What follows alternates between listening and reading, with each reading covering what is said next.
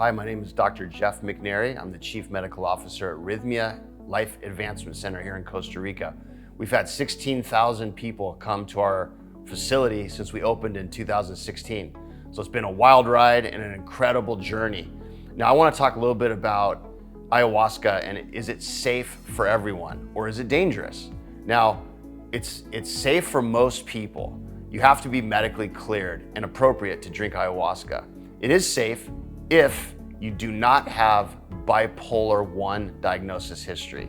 Also, if you do not have schizophrenia. Now, some people often ask, well, will it create these conditions in me? Now, before I give my opinion on this, I just want to remind everybody that if you do struggle with any mental health issues, or if you have been diagnosed with a mental health issue, please consult your psychologist, your psychiatrist, or whoever's attending to you to get clarity on ayahuasca to see if it's appropriate for you. And if they're not sure, tell them to watch this video. So, the reason why ayahuasca is not safe for people with bipolar 1 is because your serotonin levels, which are natural neurochemicals that we all have in our brain, they are elevated in most of us during an ayahuasca session.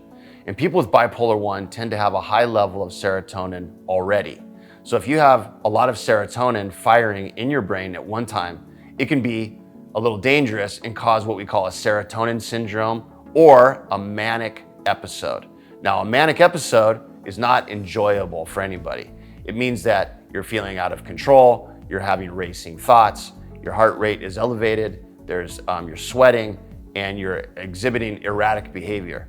So that's not something we want to have happen during an ayahuasca session. So if that is any sort of history that you might have, please consult with your prescribing doctors and just know that there's other treatments that are available out there in the world for you, and ayahuasca is not one of them. Another reason why ayahuasca can be dangerous for some people is because they've had certain heart conditions or certain other health-related issues like low blood pressure or very high blood pressure. So it's safe for most people unless you have an existing medical condition that involves the heart or a mental health sort of neurological issue. Now, the people that should participate in ayahuasca, in my opinion, are people that have either tried every other way to work on themselves and gotten maybe to a certain level and would like to break to the next level. I know in therapy, when I was working in Los Angeles as a therapist for many years, we would have patients plateau after a little while, and to help them kind of break through to the next level, it was always hard to find what that modality is.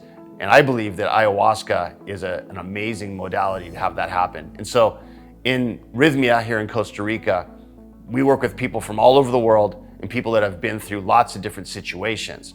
And because of our medical supervision that we have on site and our medical license that we have from the Costa Rican Ministry of Health, we have a lot of nurses, a lot of doctors, we have paramedics, in addition to shamans and healers and holistic practitioners. So we have a great blend of professionals that can help you feel safe here at Rythmia.